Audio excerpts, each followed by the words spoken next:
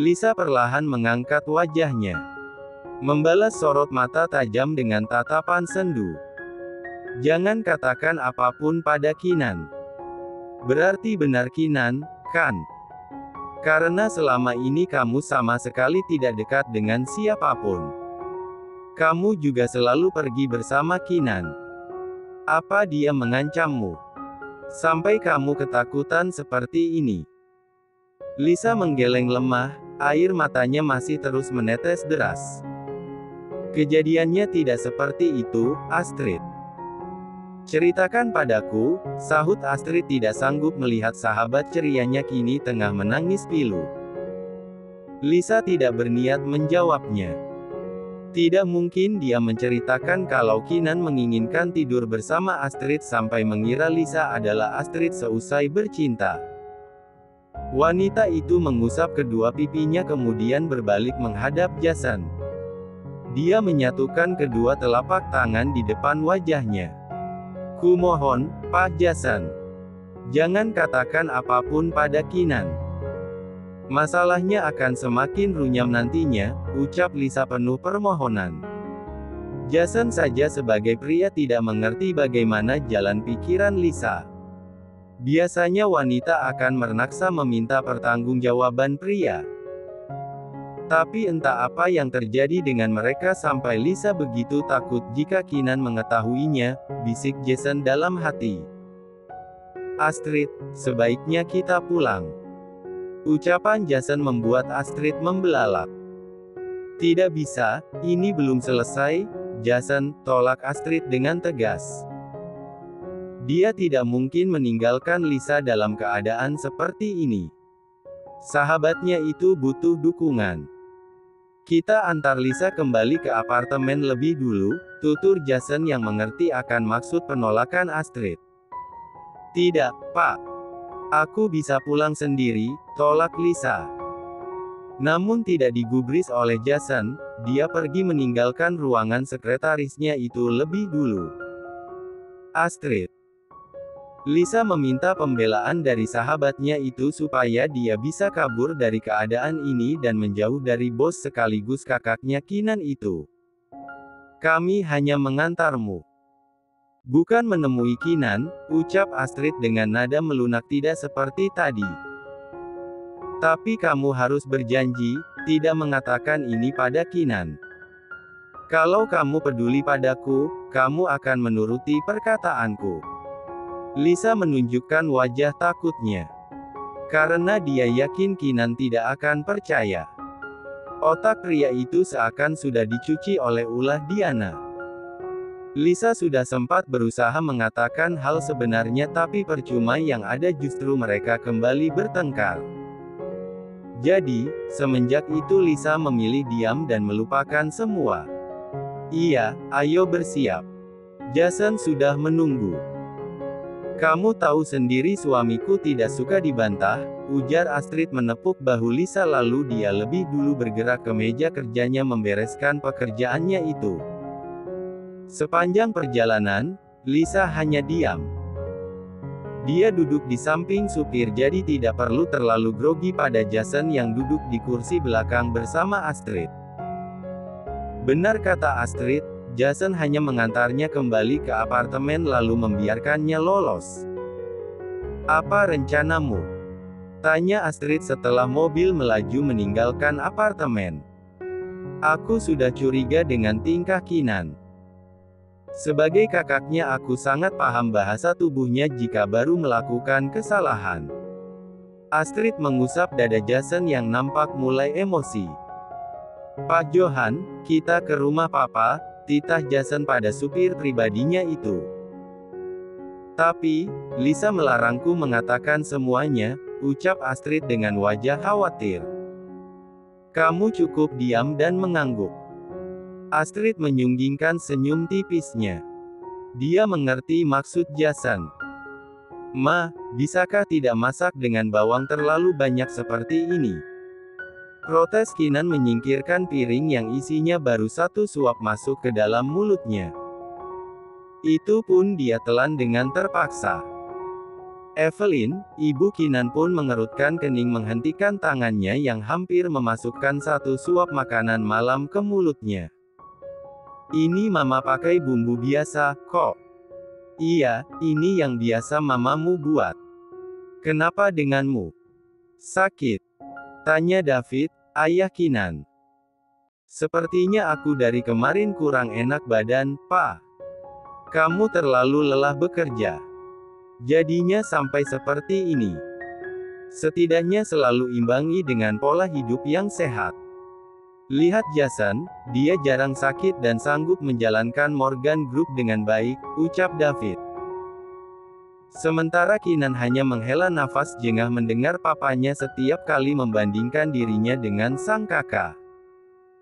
Belajarlah yang banyak dari dia. Karena tidak lama lagi, Papa akan memberikanmu tanggung jawab di anak perusahaan Morgan Group. Lia, Pak. Kinan hanya bisa menjawab itu setiap kali papanya berkata, "Ya, sudah. Kamu ingin mama buatkan apa? Nanti pelayan akan memuatkan untukmu dan mengantar ke atas." "Aku ingin kue keju, Ma." "Keju yang melimpah," jawab Kinan dengan menjilat bibirnya membayangkan kelezatan kue yang tiba-tiba ingin segera dia santap. "Kau ini, malam-malam menginginkan kue. Nanti mama perintahkan pelayan, sekarang istirahat saja dulu," Tita Evelyn yang masih ingin menikmati makan malam bersama sang suami. Kinan pun beranjak dari meja makan. Namun baru saja dia hendak naik ke lantai 2. Terdengar suara lantang memanggilnya. "Kinan." Kinan menoleh ke sumber suara. Rupanya Jason tengah berjalan mendekat dengan emosi berapi-api. Belum sempat Kinan bergerak, Jason sudah lebih dulu melayangkan bogem ke wajahnya. "Bugg. Ah!" Pekik Evelyn melihat Jason tiba-tiba memukul Kinan sampai anak bungsunya jatuh tersungkur. "Jason." Astrid menarik tangan Jason yang akan kembali menyerang Kinan. "Ada apa ini, Jason?" David pun beranjak dan mendekat, begitupun Evelyn. Ibu itu memilih membantu Kinan untuk berdiri. "Apa-apaan ini, Kak? Datang-datang memukulku." Sentak Kinan tidak terima dengan perlakuan kakaknya. "Bahkan seharusnya aku lebih dari sekedar memukulmu," seru Jason memberi telunjuk tegas ke wajah Kinan. "Ada apa, Jason?" "Kita bicarakan dengan kepala dingin," ucap David berusaha menenangkan anak sulungnya. "Tanya pada Kinan sendiri, Pak. Setan apa yang membuatnya dia berani melanggar aturan di keluarga ini?" Ucapan Jason masih juga belum dimengerti oleh semuanya. "Aturan apa yang kakak maksud?"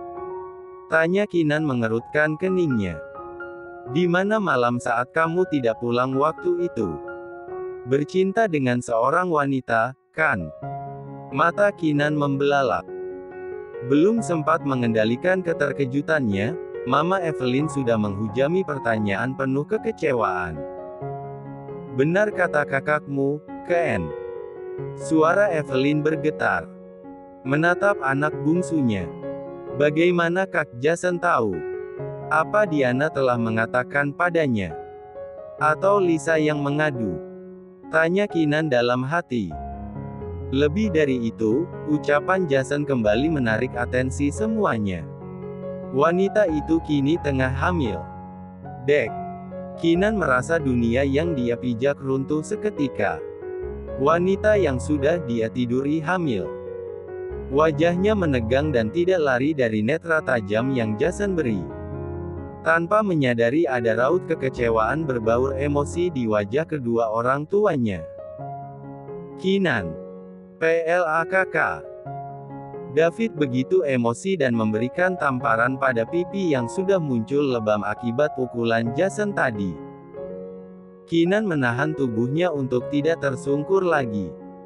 Dia hanya bisa menahan panas di pipinya tanpa sanggup melawan. "Kamu benar-benar sudah mempermalukan nama baik keluarga." Suara David begitu menggelegar. Atmosfer menegangkan kini telah semakin suram. Jika saja Astrid tidak menemukan tespek milik Lisa di kantor. Mungkin kami tidak mengetahuinya, ucap Jason. Mencoba mengendalikan emosinya karena dari tadi Astrid terus mengusap bahunya. Lisa. Keenan mengerutkan keningnya menatap Astrid dan Jason bergantian.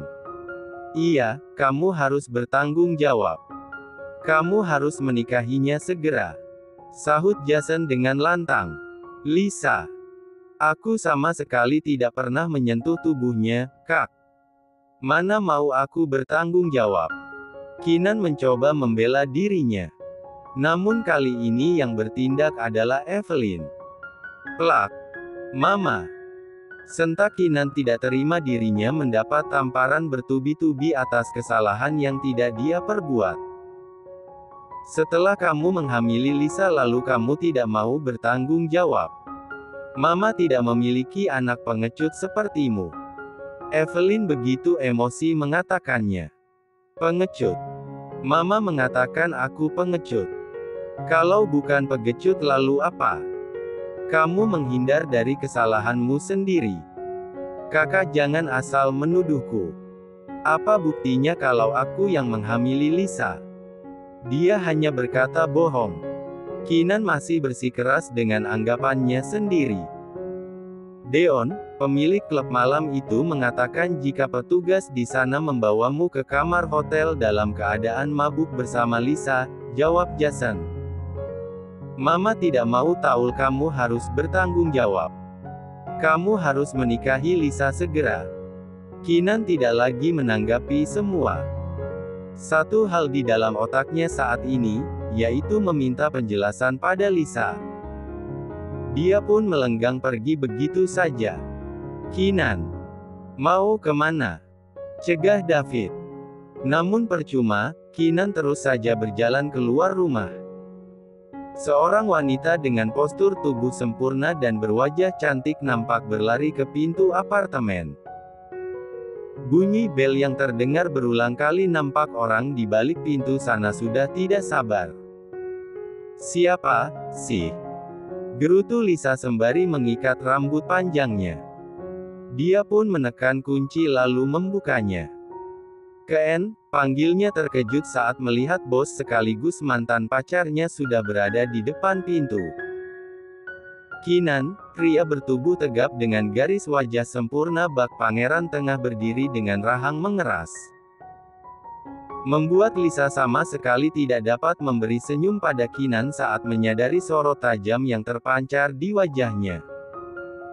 Keenan masuk tanpa ragu dan seketika atmosfer hitam kelam menyeruak ke dalam ruangan.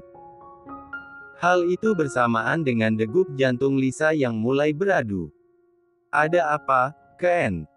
Kenapa wajahmu seperti itu? Tanya Lisa mendekati Keenan yang tengah memunggunginya.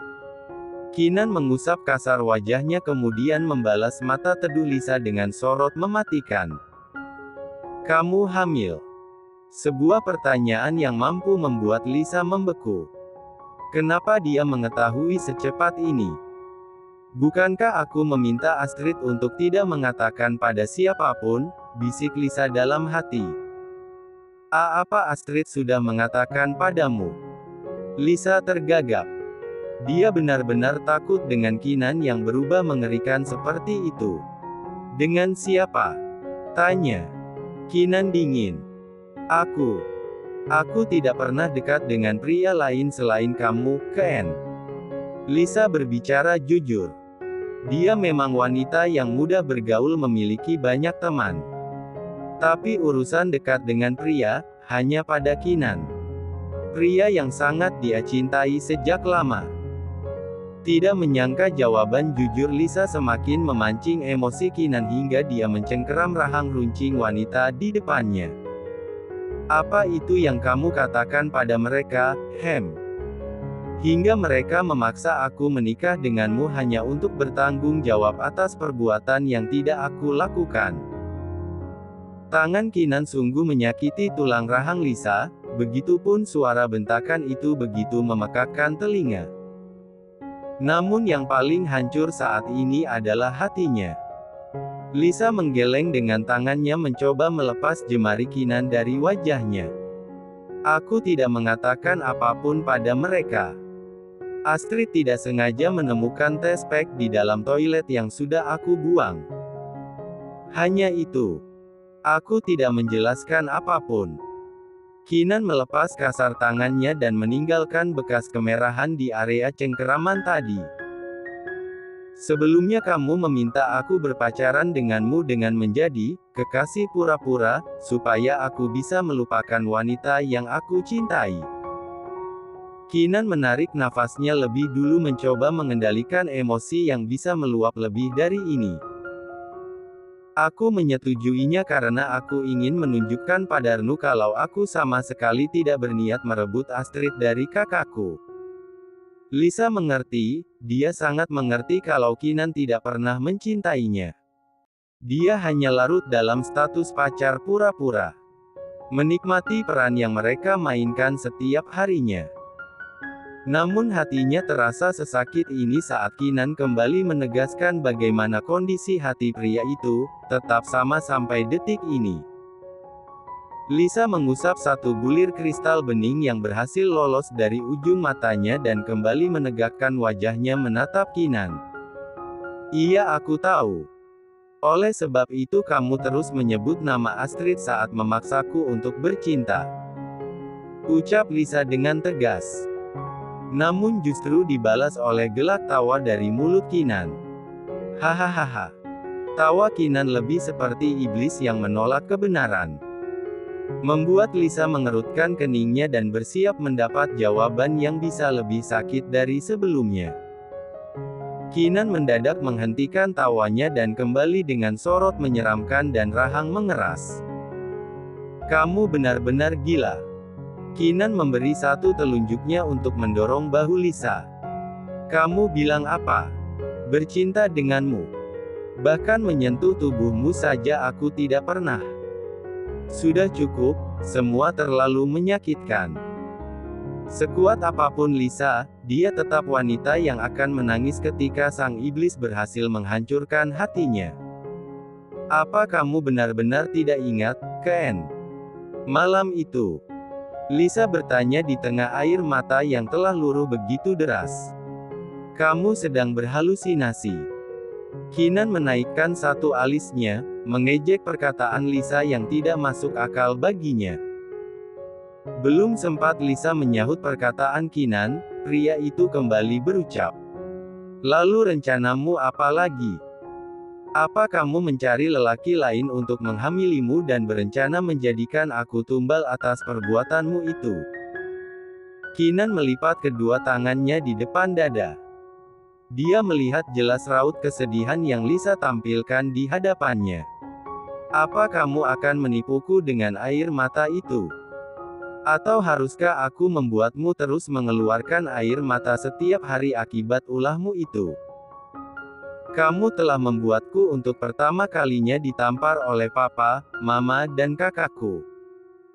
Kamu harus menggantinya, Lisa. Kinan berbisik dalam hatinya. Merencanakan sesuatu yang lebih gila daripada ini. Lisa berusaha kembali mengeluarkan suara untuk membela dirinya sendiri. Tapi, Ken.